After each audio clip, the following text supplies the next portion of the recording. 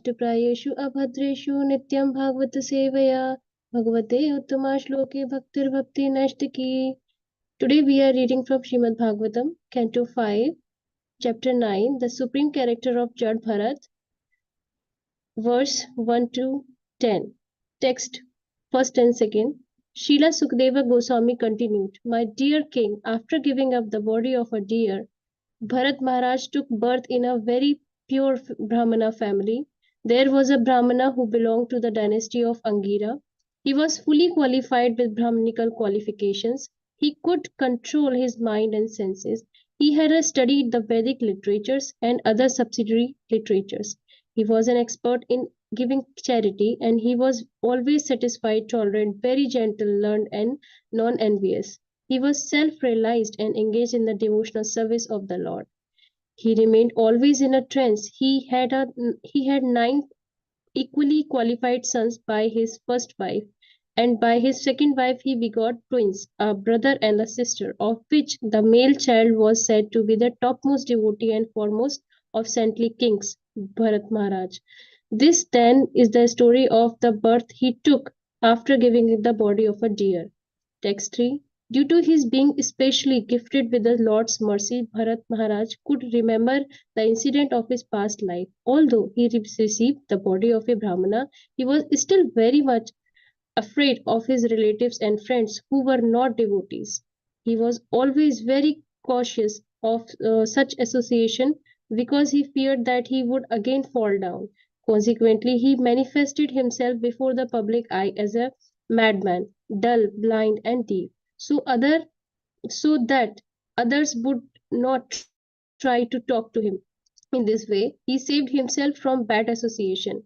Within he was always thinking of the lotus feet of the Lord and chanting the Lord's glories, which saved one from the bondage of fruitive action. In this way, he saved himself from the onslaught of non-devotee associates. Text 4. The Brahmana father's mind was always filled with affection for his son, Bharat Maharaj. Therefore, he was always attached to the Jad Bharat. Because Jad Bharat was unfit to enter the Grasta ashrama, he simply executed the purificatory process up to the end of the Brahmacharya ashrama.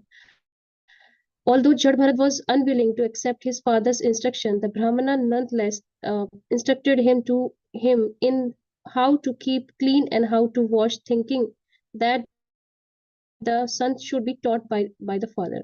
Text 5. Jad Bharat behaved before his father like a fool, despite his father's adequately instructing him in Vedic knowledge. He behaved in that way so that his father would know that he was unfit for instruction and would abandon the attempt to instruct him further.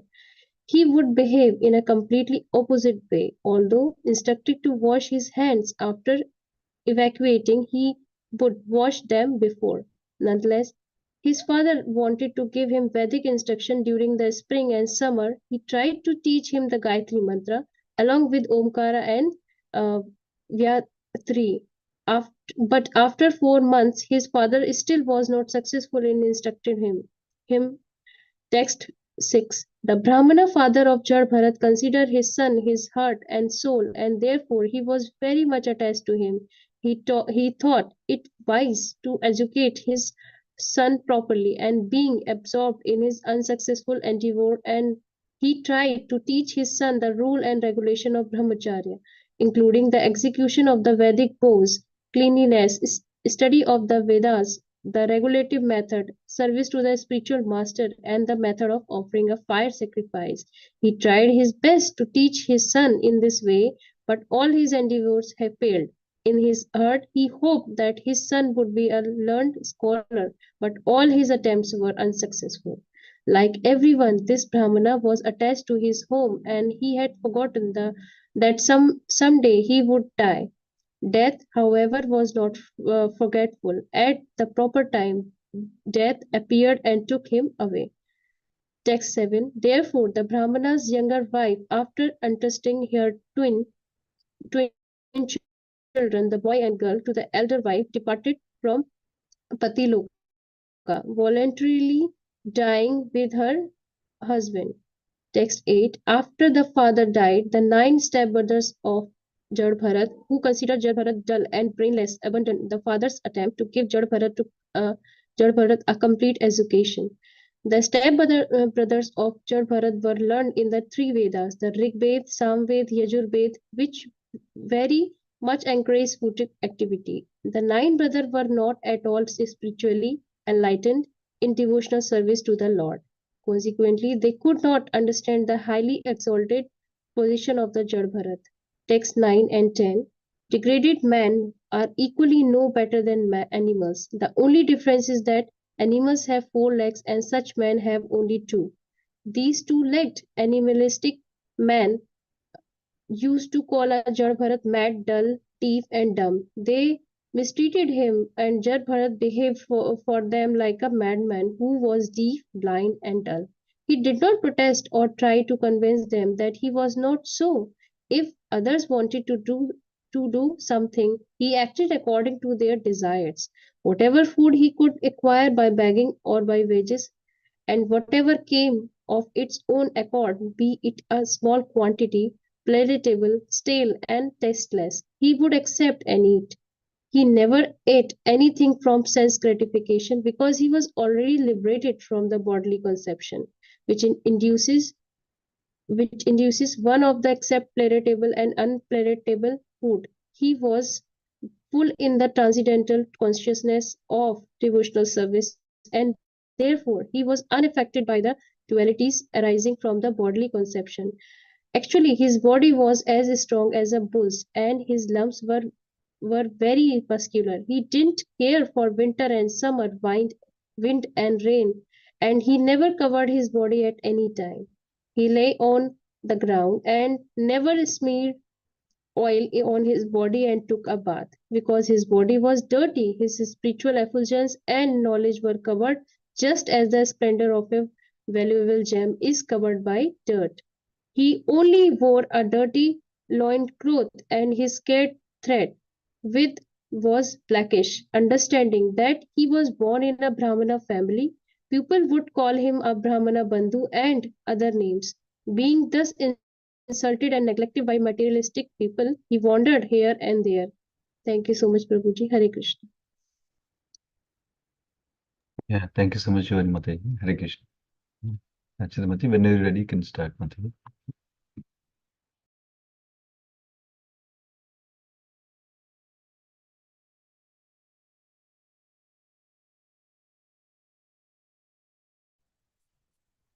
Thank you, Prabhu. Let's start with prayers. Om Gyantamirandasya Gyananjana Shalakaya Chakshunmildamina Tasmai Shri Gurave Namah. Shri Chaitanya Manobhishtam Sthapitamina Bhutale Swayam Rupa Kadamyam Dadati Sopadantikam. Mukham Karoti Vachalam Pangam Nandati Ramit Kripatamam Vande Shri Guru Dyantarinam Parmanandam Madhvam.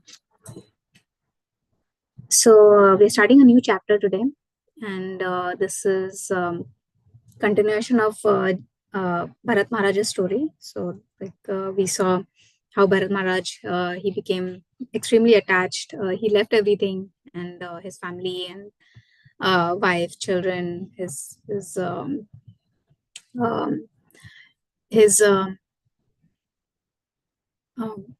country and everything, and he went to the forest. But then he got attached to a deer, and then he got the body of a deer, and then but he remembered his previous life. He could so he, because of that, he could perform some kind of devotional activity, like Shravanam, and then he gave up that deer body, and now he was born as Bharat again in as a son of a Brahmana, and this Brahmana was in the line of Angira Muni.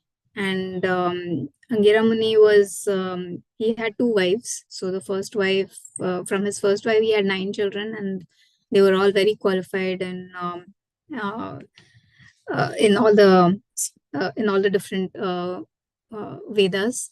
And from his second wife, there were 2 children, 2 twins, one brother and one sister. And this was Jad Bharat and his his twin sister. However, Jad Bharat was he could remember his previous life as Bharat Maharaj and then deer and then so basically, like, he was very repentant of what happened, and how he was not able to complete his devotional service in the previous life, and so he was very determined to complete his devotional service, his bhakti in this life. And in this chapter, we will see like how Jad Bharat was, how he was, how his consciousness was, and how his response was to different situations and different people that acted in the way that they did with him. This is a very Jad Bharat's story is very of that of a Paramahamsa, somebody who was on a Paramahamsa stage, and it's very difficult to, like, at least for me, to like personally relate with somebody like Jad Bharat, because this, I mean, you'll see like in the next few verses, like how he behaved and how he did not perform any kind of these ritualistic activities, even like taking bath. Like it's very difficult for us to, or at least for me to, I'm talking about myself, to relate. But it basically brings things in a different in perspective. Basically, like sometimes we might forget. We might be keeping ourselves busy, but we don't really. We might forget, that we might forget, like, why we are keeping ourselves busy. So sometimes it's good to like take time off and reflect and try to see where we are at in terms of our sadhana. So so the second verse, I'm sorry, the third verse was a very the purport of this verse is very instructive. I feel it has a very deep meaning, and I think that it would be our verse to read for today, if we have time. But the third verse talks about how Bharat Maharaj, how Jad Bharat, he was very cautious of who he was associating with. So because he remembered his previous life by the mercy of the Lord, he was afraid and cautious of the association of his non-devotee relatives and friends. And he feared that they would be obstructing, like, any like bad, like in their association would obstruct his progress. And he always thought of the Lord's lotus feet internally. What he was doing was he was constantly doing smaranam and kirtanam. So he always thought of the Lord's lotus feet and chanted his glories. So in the purport, Prabhupada talks about karma and karma bandhana, how we get affected by this karma bandhana. So there are 8,400,000 species, and we get our bodies depending on our past previous karmas. So whatever good and bad that we have in our body, in our present body, is because of our whatever we have in our body is basically is because of our past good and bad karmas. And this karmas is because we associate ourselves with the three modes, and we are contaminated by the three modes.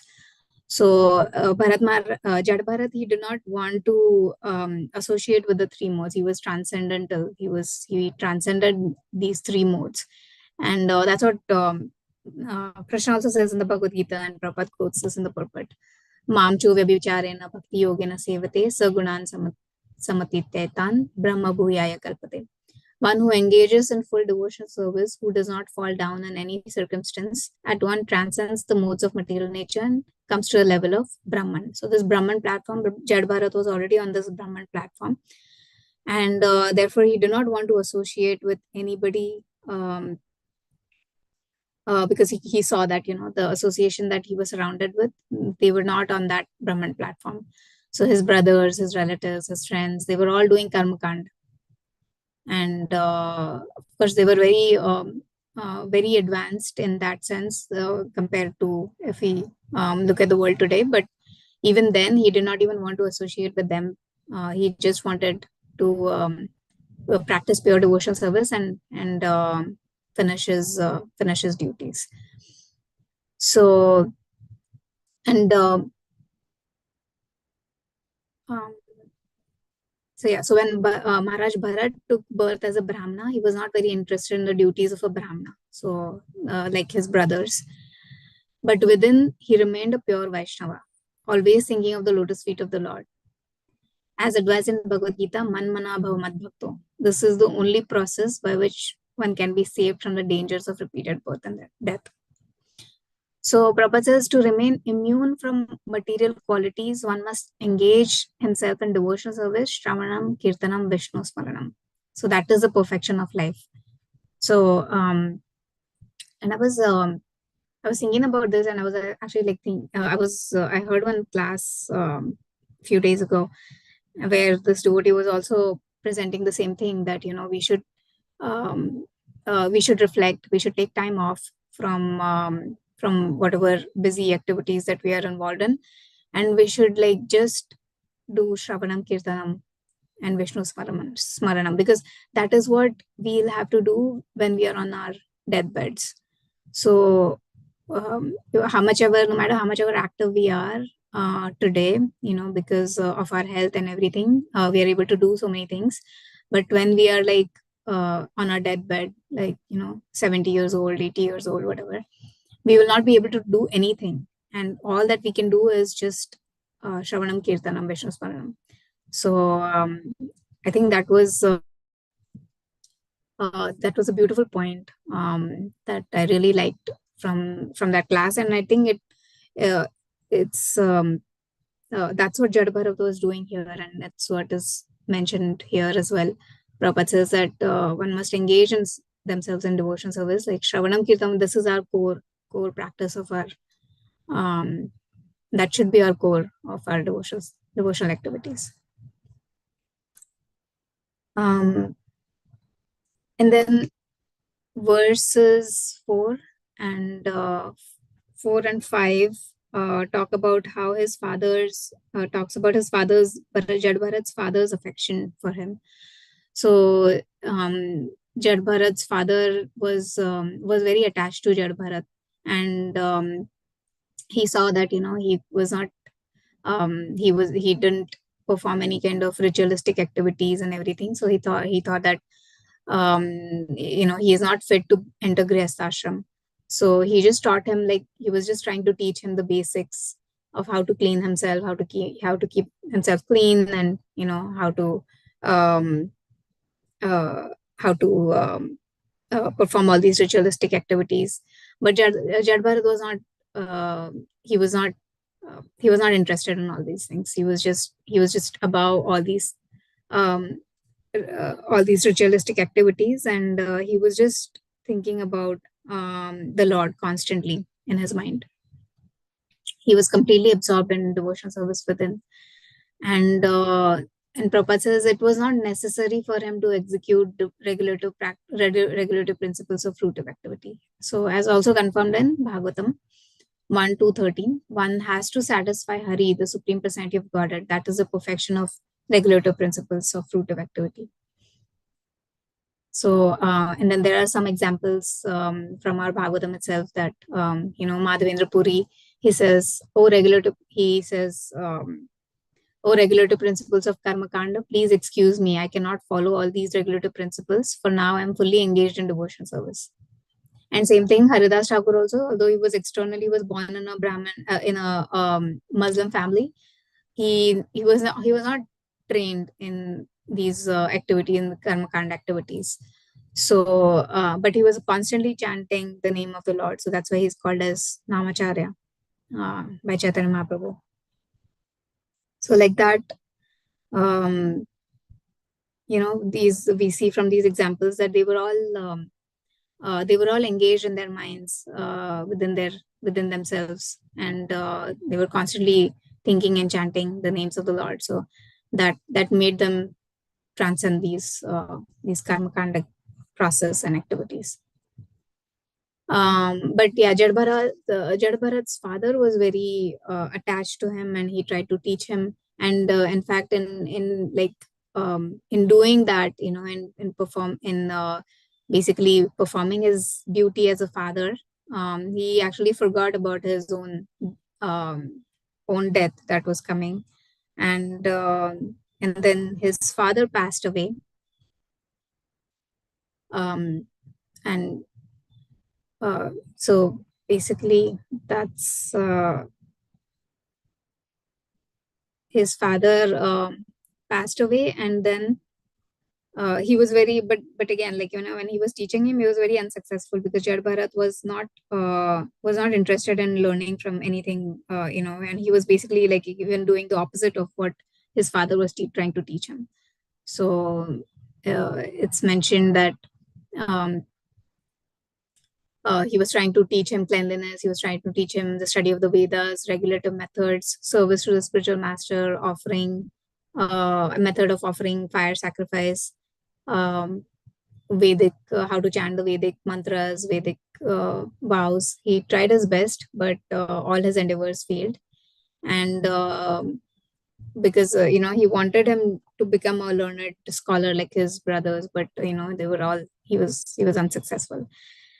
And like everyone, this Brahmana, like this father, was also very attached to his home, and so he had forgotten that someday he would die. And then but again, death, since it comes to everybody, it came, and he passed away.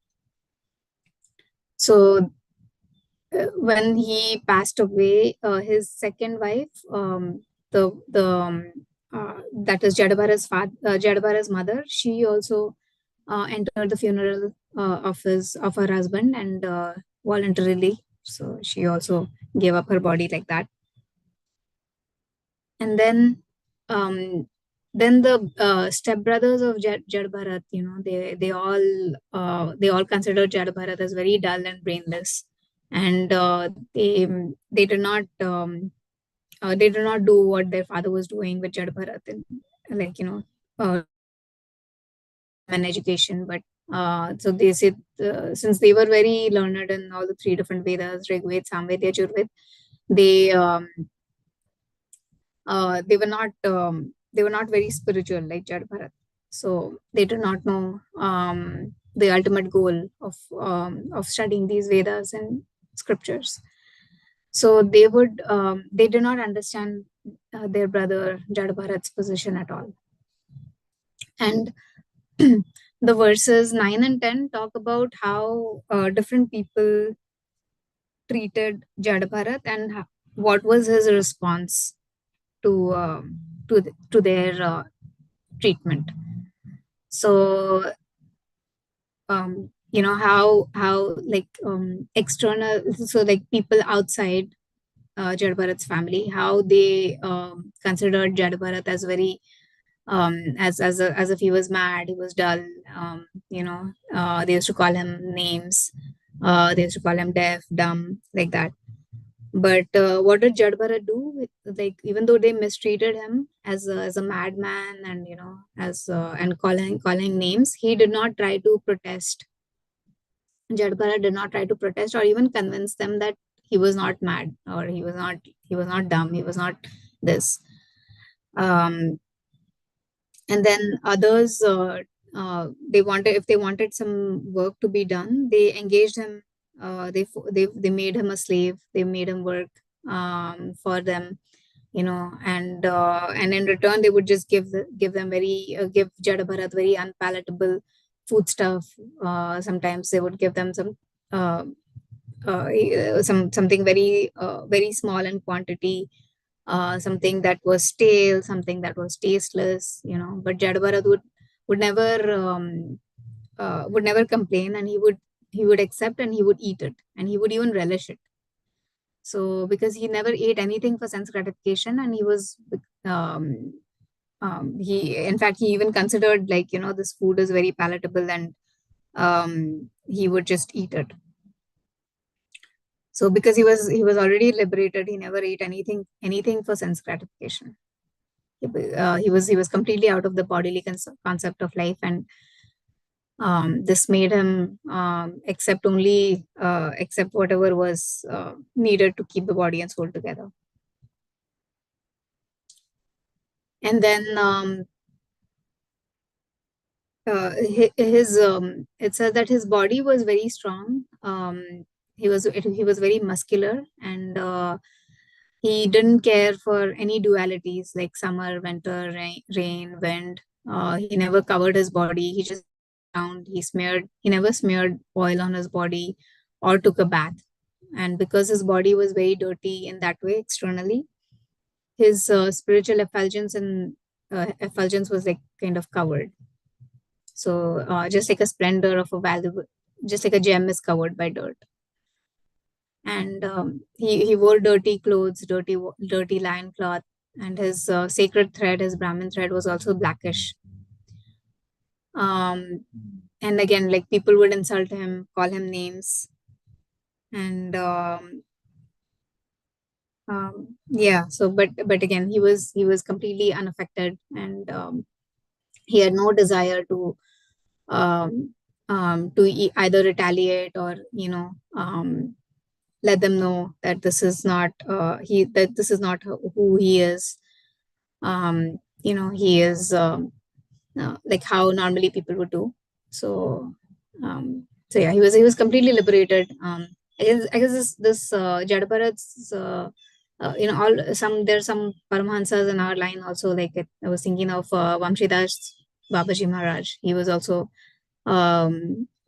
similar in his in the sense that he would chant outside the restroom, and so that people will not come and touch his feet, and like that. So I think these all these Paramahansas are very it's very difficult for us probably to understand, and but the what we can learn is at least from me, my learning is from this pastime is to understand that we should understand how our internal consciousness is something that that is very important, and we should time and again think about how we are doing, how we are progressing, and smaranam Vishnu smaranam is something that we should be we should also try to do in along with our regular external devotional services. So that's all I had for today. Thank you so much for this opportunity, and please forgive me for any mistakes. Hare Krishna. Hare Krishna, Mataji. Thank you so much, Mataji.